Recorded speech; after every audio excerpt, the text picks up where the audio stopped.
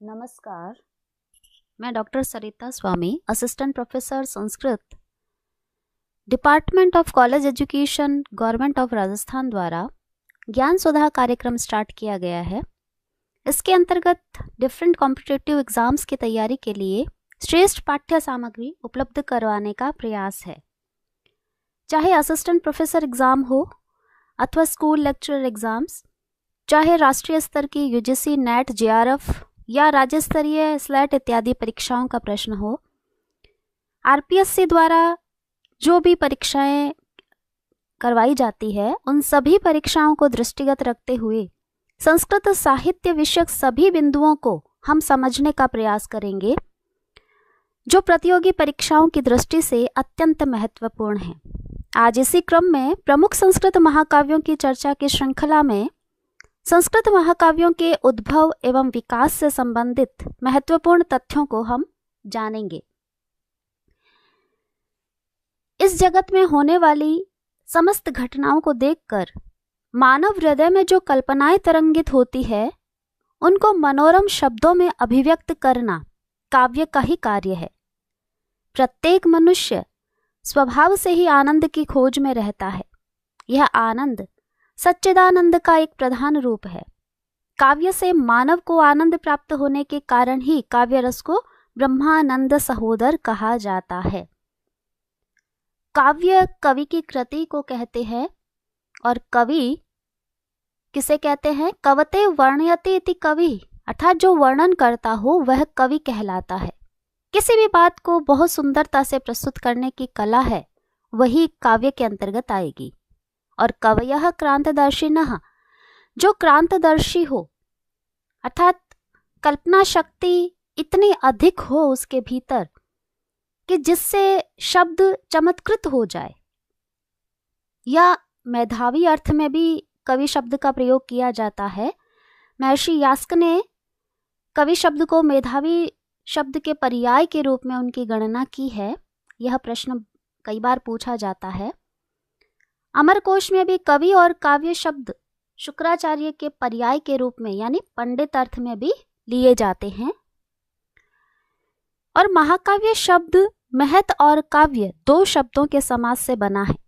महाकाव्य नाम से इस कोटि के ग्रंथ के बड़े आकार प्रकार की तथा साथ ही इसके अतिशय काव्यत्व की भी अभिव्यक्ति होती है।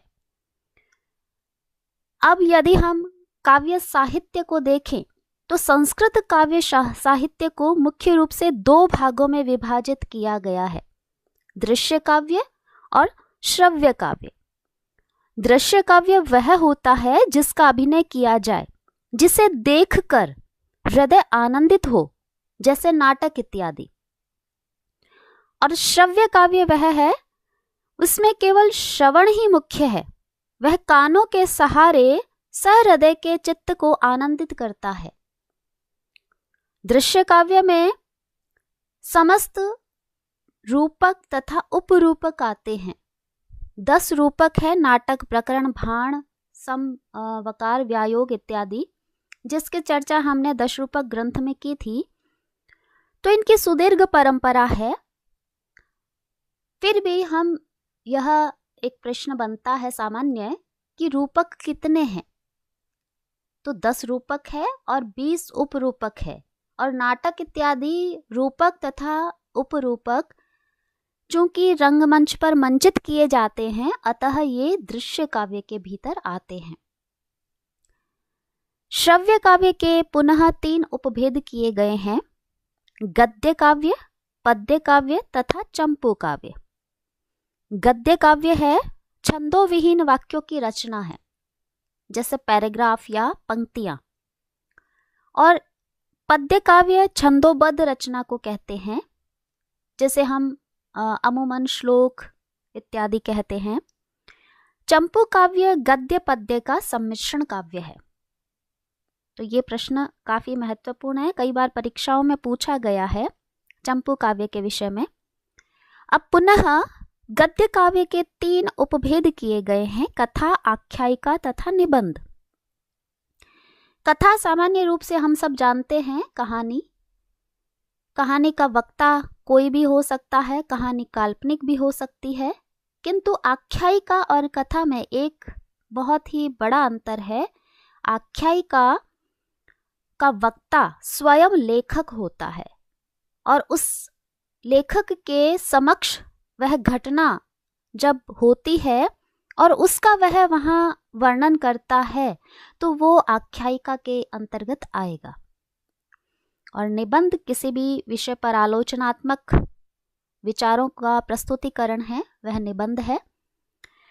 पद्य काव्य जो है वो महाकाव्य, खंड काव्य एवं मुक्तक काव्य के भीतर पुनः उसके भेद कर दिए।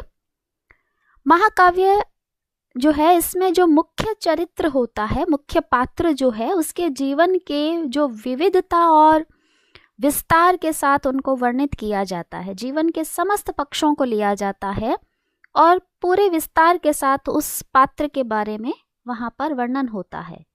किंतु खंड काव्य में जो मुख्य पात्र है उसके किसी एक प्रमुख घटना या विशेषता का ही चित्रण होता है जिससे कवि प्रभावित होता है।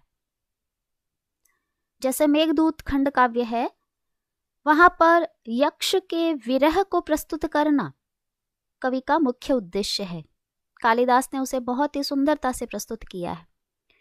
मुक्तक काव्य जो है वो एक ऐसे श्लोक जो अपने आप में चमत्कार की क्षमता रखता है, उसमें पूर्वापर का कोई तारतम्य होना आवश्यक नहीं है, वो अपने आप में एक काव्य होता है। तो अतः मुक्तक काव्य यानी एक ही श्लोक। अब काव्य के विषय में हमने देखा और महाकाव्य के विषय में अब हम जानेंगे कि उसकी उत्पत्ति व विकास कैसे हुआ।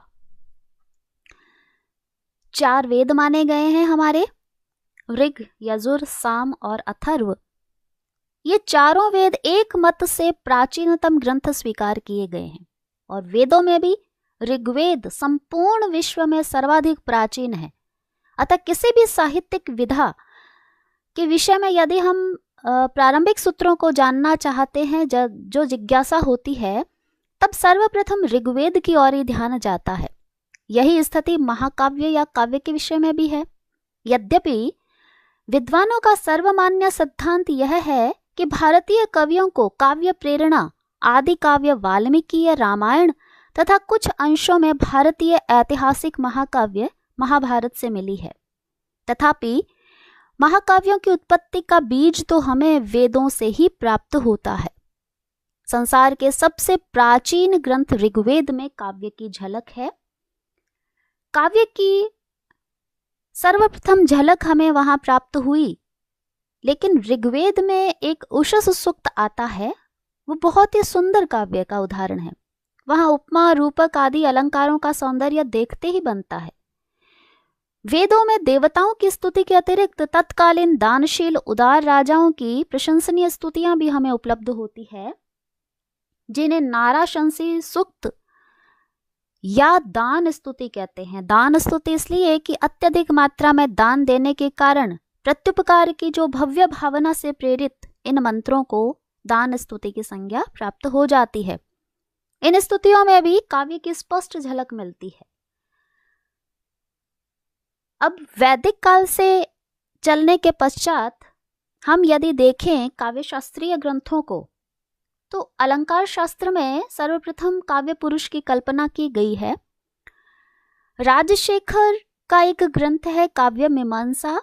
इस ग्रंथ में काव्य उत्पत्ति के विषय में लिखा है कि श्रीकंठ अथवा शिवजी ने ब्रह्मा, विष्णु आदि 64 शिष्यों को सर्वप्रथम काव्य का उपदेश दिया और ब्रह्मा ने अपने शिष्यभूत जो मानस पुत्र है उनको इसका उपदेश दिया और उन मानस पुत्रों में सरस्वती पुत्र काव्य पुरुष भी था, जिसको ब्रह्मा ने तीनों लोकों में काव्य विधा के प्रसार की आज्ञा दी।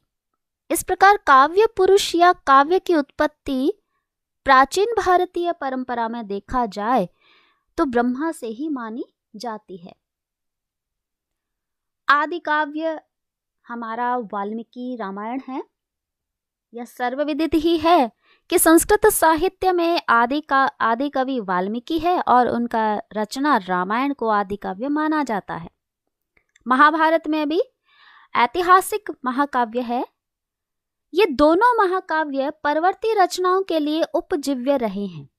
उपजीव्य का तात्पर्य है परवर्ती रचनाकारों द्वारा प्रत्यक्ष अथवा परोक्ष रूप से उन रचनाओं से प्रभावित होना, अपनी रचनाओं में उन विशेषताओं को समावेशित करना अथवा उन ग्रंथों में वर्णित किसी घटना को आधार बनाकर संपूर्ण ग्रंथ की ही रचना कर देना। यथा महाभारत में वर्णित शिशुपाल वध की एक घटना है, उस पर महाकवि माघ ने एक महाकाव्य की रचना कर दी। इसी प्रकार भारवी कृत किरातार्जुनीयम, महाकवि कालिदास कृत रघुवंशम आदि आदि बहुत लंबी श्रृंखला है। अतः रामायण व महाभारत ये दोनों उपजीव्य ग्रंथ रहे हैं। उपजीव्य के विषय में प्रश्न बहुत परीक्षाओं में पूछा जाता है। अब संस्कृत साहित्य के जो महाकाव्यों की विकास परंपरा है, उसमें संस्कृत व्याकरण के मुनित्रय महर्षि पाणिनि, महर्षि वररुचि या कात्यायन और महर्षि पतंजलि का स्थान अत्यंत महत्वपूर्ण है। मुनित्रय कौन? महर्षि पाणिनि, महर्षि वररुचि या कात्यायन और महर्षि पतंजलि। यद्यपि ये तीनों व्याकरणाचार्य थे, किंतु ये शुष्क वैयाकरण ही नहीं थे, अपितु एक कवि का हृदय भी रखते थे। महर्षि पाणिनि कृत दो महाकाव्यों का उल्लेख हमें मिलता है, जाम्बवती विजय और पाताल विजय। यद्यपि यह विवाद का थोड़ा विषय है कि ये दो ग्रंथ है अथवा एक ही ग्रंथ के दो नाम हैं, किंतु कवि हृदय की हमें देखना है तो जाम्बवती विजय और पाताल विजय में महर्षि पाणिनि के महाकाव्यत्व का एक हमें वहां पर उसका उल्लेख मिलता है।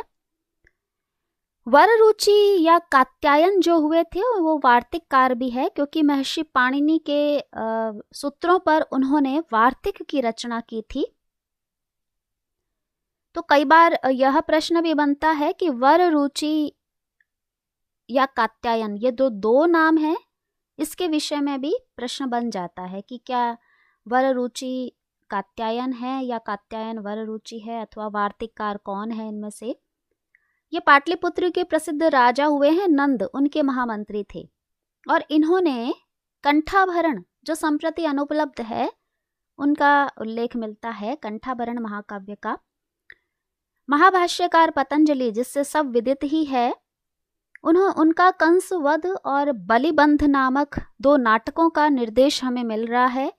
वहीं वासवदत्ता, सुमनोतरा और भैमरथी आख्यायिकों का उल्लेख भी वो करते हैं।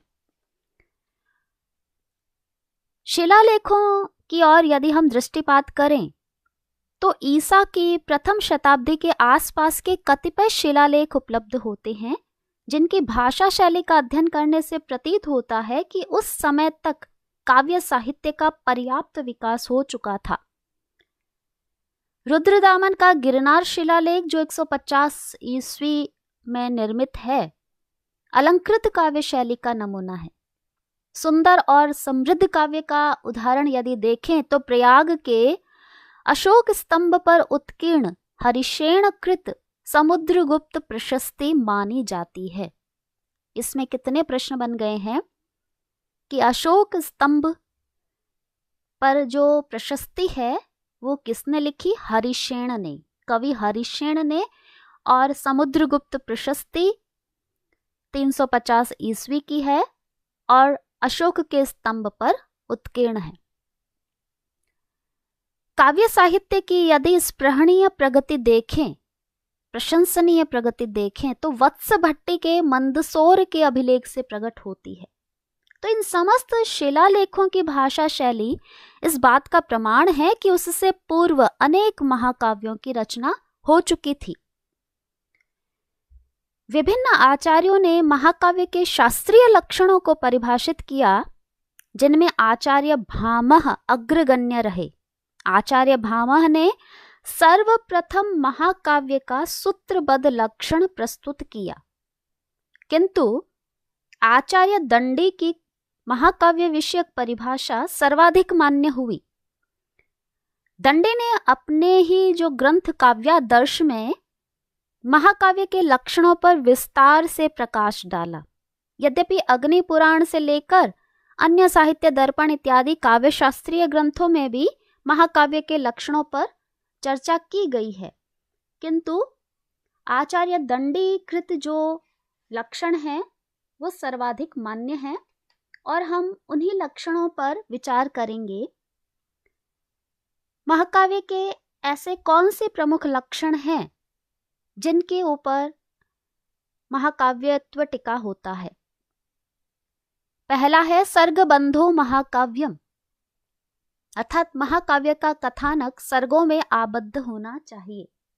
सर्ग अर्थात अध्याय, और वो अध्याय या सर्ग 8 से अधिक होने अनिवार्य है। 8 से कितने भी अधिक हो सकते हैं, 20, 25, किंतु 8 से यदि न्यून है संख्या तो वह महाकाव्य की कोटि में नहीं आएगा। और प्रत्येक सर्ग न तो अति लघु हो और न अति दीर्घ, यानी एक समायोजित प्रणाली से बहुत ही अच्छे से उसका वर्णन किया गया हो। प्रत्येक सर्ग एक ही छंद में निबद्ध हो, किंतु सर्गांत में छंद परिवर्तन हो सकता है, अर्थात एक सर्ग के भीतर एक छंद चलेगा, किंतु जैसे ही सर्ग समाप्त होने वाला होता है तो कवि को छंद परिवर्तन कर देना चाहिए। सर्ग की वर्ण वस्तु के आधार पर उसका नामकरण किया जाता है, क्योंकि महाकाव्य या किसी भी काव्य में अधिकतर हम देखते हैं कि प्रत्येक सर्ग का उसकी कथा वस्तु के आधार पर नामकरण किया गया होता है, और उस नामकरण के आधार पर हमें यह देखते ही समझ आ जाता है कि इस सर्ग में क्या विषय वस्तु होगी।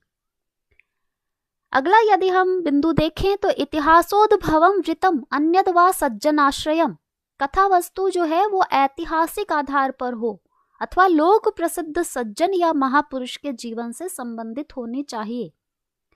कोरी कल्पना नहीं होनी चाहिए। कल्पना का समावेश किया जा सकता है, किंतु सर्वथा कल्पना युक्त ही हम ये पूरी कथा वस्तु कर दें, ऐसा महाकाव्य के भीतर नहीं होता। नायक कैसा हो? नायक धीरोदात्त प्रकृति का हो। नायक की हमारे काव्य शास्त्रीय ग्रंथों में 4 प्रकृतियां मानी गई है: धीरोदात्त, धीरोधत्त, धीर ललित और धीर प्रशांत। महाकाव्य का जो नायक है वो धीरोदात्त प्रकृति का होना चाहिए। धीरोदात्त का हमारे काव्य शास्त्र में उल्लेख मिलता है कि महासत्वो अति गंभीरः क्षमावान अविकथनः स्थिरो निगुण अहंकारो धीरोदातो दृढ़व्रतः, अर्थात उत्कृष्ट अंतःकरण वाला, जिसका अंतःकरण शोक क्रोध आदि से अभिभूत नहीं होता, अत्यंत गंभीर, क्षमाशील, आत्म प्रशंसा न करने वाला, स्थिर, अहम भाव को दबाकर रखने वाला, दृढ़ व्रति, अपनी बात पर पक्का, ऐसा नायक धीरोदात्त कहलाता है। तो महाकाव्य का नायक बनने के लिए ये कंडीशंस फॉलो करनी बहुत जरूरी है। नायक देवता भी हो सकता है अथवा श्रेष्ठ कुल का कोई क्षत्रिय भी हो, तो भी वहां पर नायक की कोटि में आएगा। नायक एक भी हो सकता है अथवा एक वंश में उत्पन्न अनेक व्यक्तियों को भी हम नायक के रूप में प्रस्तुत कर सकते हैं। अब इसका मुख्य रस जो है श्रृंगार, वीर और शांत होना चाहिए। इनमें से कोई भी एक होना चाहिए। यहाँ पर मैं क्षमा चाहूंगी कि श्रृंगार का सही फॉन्ट मुझे प्राप्त नहीं हुआ, तो थोड़ा सा इसमें गलती रह गई है। तो श्रृंगार, वीर अथवा शांत, इन तीनों में से कोई एक मुख्य रस हो, अन्य रस स्थान स्थान पर जो है हमें वहां पर प्रस्तुत मिले। 5 संधियां, मुख, प्रतिमुख इत्यादि जो संधियां हैं 5, उनका सन्निवेश यथास्थान अत्यावश्यक है। महाकाव्य में उन 5 संधियों का वर्णन होना जरूरी है। प्रधान फल नायक उसका महाकाव्य का क्या होगा कि 4 पुरुषार्थ माने हैं: धर्म, अर्थ, काम और मोक्ष। इन चारों पुरुषार्थों में से कोई एक पुरुषार्थ उसके फल के रूप में परिगणित किया गया होना अत्यावश्यक है। अर्थात पूरे महाकाव्य का जब हमें प्रयोजन की ओर देखें या फल प्राप्ति की ओर देखें तो या तो धर्म की वहां पर अंत में प्राप्ति हो नायक को, अथवा अर्थ की हो, जैसे राज्य इत्यादि की प्राप्ति हो जाए।